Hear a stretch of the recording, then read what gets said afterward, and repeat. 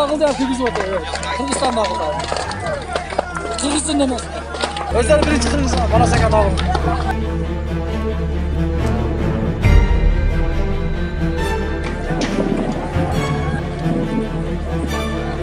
Ben koşullarda yasak, bunlar bize ayavayt okşaydı. Onun için tüyünmeyen olsa dağım, etti boyu vurdu. Başka şikayet yok.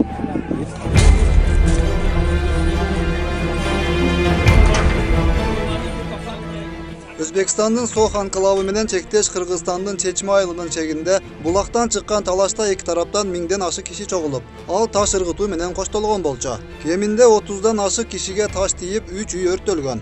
Kırgızstan'ın birinci vitse-premier ministri Kubatbek Boronov menen Özbekistan'ın premier ministri Abdullah Arepov'tun joluguşusunda çegara aymağında çıңалууну жеңилдетүү, çırdı ырбатпаш üçün birgeleşip hareketlenүү maselesi көтөрүлгөнү айтылды. Bayağı taş atудан жаракат алгандар бар. Азыр эми тиешелүү медициналык жардамдар көрсөтүлүп жатат. Ал эми эки мамлекеттин ортосундагы жолугушууда биз бул жердеги болгон чегара маселелерин, суу маселесин, анан жайыттарды колдонуу маселесин, анан ошогон баягы элдин ортосунда пайда болгон маселелерди талкууладык. Бирок бул сыяктуу сүйлөшүүлөр маселенин чечилиши болуп эсептелбейт. Жөн гана убактылуу элди алаксытуу аракети экенин коомчулук түшүнүп турат. Чегара маселеси боюнча кырдаалга жетиштүү маани берилбей жатканы жана бул өкмөттүн тушунда чегара маселеси чечилет дегенге ишеним жок экени айтылат. Жок.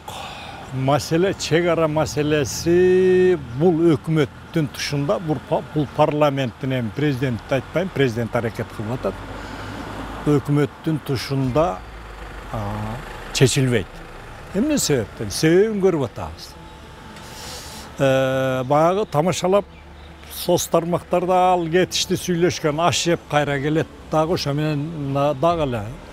Мына ушул чечилет деп тилемизгенде канча болду? Андан бери канча ушундай окуялар өттү. Демек чамасы келбейт. Бул өкмөттүн чамасы келбейт. Өзү өкмөттүн функциясы бул маселени чечүү.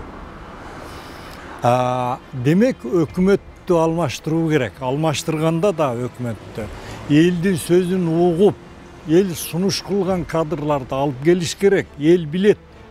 Эл көпчүлүк бул баарын өзүнүн арасында көрүп билип турат. Жанагы соц тармактарда жамандап аткан кадрлар, эл аралап жүргөн адамдар, алар баарын көрүп атат, баарын билип атышат. Ошон үчүн алар айтып чыгып атат. Чындыкты айтып чыгып атат. Чегарадагы элдерге материалдык жана моралдык колдоо көрсөтүү жагын колго алган тараптарга карата социалдык тармактарда кара пиар, каралоо аракеттери көрүлүп жатканы да белгилүү. Өздөрүнүн колунан келбей, колунан келгендерди көрө албаган бийлик өкүлдөрү өлкөдөгү абалды өздөрү баш болуп курчутуп жатканы эскертилет. Андан биз коркуп калбайбыз. Андан биз чөгүп калбайбыз. Керек болсо бир үйдүн ордуна 10 үй курабыз. 10 үйдүн ордуна 100 үй курабыз. Бирок бир карыш жерибизди бирөөгө бербейбиз. Бул биздин атуулдук жүрөгүбүздөгү милдетибиз.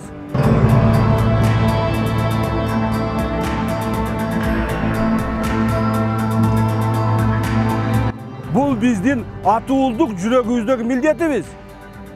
Демек бизде колунан келе турган адамдар, колунан келе турган азаматтар бийликке бара албай атат. Барса дагы алар четтетилип, сүрүлүп, чыгарылып калып атат.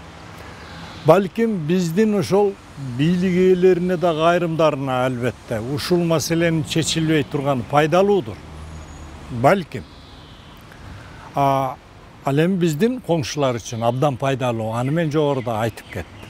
Мисалы Ташиевке окшогон кадрларды бийликке келтирүүнү каалаган ошол бийликте отургандар да көп да.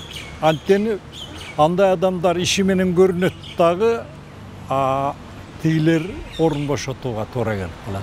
Ошон үчүн мына ушундай саясаттар жүрүп атат. Эми ачыгын айтканда бизде спикер менен премьер-министр отставкага кетиш керек да. Азыр ушул учурда кетип калса абдан авири менен кетет эле. Спикердин чабалдыгы, спикердин дегеле ушул бир парламентти башкарууга чамасы жоктугу качан эле билинген. ел жұрт 5 класстың оқушысы да біліп қалған. Емне екенін білбеймін, ұяты жоқ адамдар екен, ашығын айтқанда. Интеллектісі жоқ адамдар екен. Бұл осы шет мемлекеттерді көріп атады. Ушундай биздин демократиялуу, бизге окшогон демократиялуу мамлекеттерде мындай бийлик ээлери бир күн турбайт. Ушундай жанагыдай эл арасында болгон даана көрүнүп турган бир чабалдыктар үчүн качан эле кетиш керек болчу да. Эми аларды мен санабайм. Элдин баары билет. Андан көрү эми колунан келген жанагы азыр кара пиар жасап аткан иши көрүнүп жасаган эрдиктери билинип турган жигиттерге бут тоспош керек да. Бул уят нерсе болот. Бул уят нерсе. Бул мындай нерсе Кыргызда болгон эмес. Белгилеп айта кетчү нерсе, билген адамга негизги маселе сооктун аймагы да, анда жашаган элдин саны да өсүп баратканында турат. Бул кетиште жакынкы келечекте Сох анклавы тетрисинче Баткенди Кыргызстандын башка аймактарынан бөлүп, аны анклавга айлантары так түшүнүктүү болуп турат. Мисалы, мындан 17 жыл мурда жарыяланган маалыматтарда Сохтун аймагы 325 чарчы километр, калкы болсо 52 000 адам деп жазылып келген. Быйылкы маалымат боюнча карасаңыз, анын аймагы 350 чарчы чакырым, калкы болсо 80 000 болуп көбөйгөн. 1990 жылы Сохтун аймагы 220 чарчы чакырым эле. Андан бери ал дээрлик 60%га өскөн. Чегарага жакын жашаган кыргыз жарандары Ошко, же Бишкекке, же Казакстан менен Орусияга кетип калууда. Үйлөрүн арзанга сатып, же такыр эле кароосуз таштап кеткен фактылар да арбын. Демек, чегара маселесин чечүүнү создуктуруунун артында Кыргызстан үчүн зыяндуу, бирок коңшулар үчүн өтө пайдалуу саясат турат. Азыр менимче мына пандемия деген балекет элди ооздуктап турат. Баягы кыргыздар көпчүлүгү тартиптүү, интеллект эл.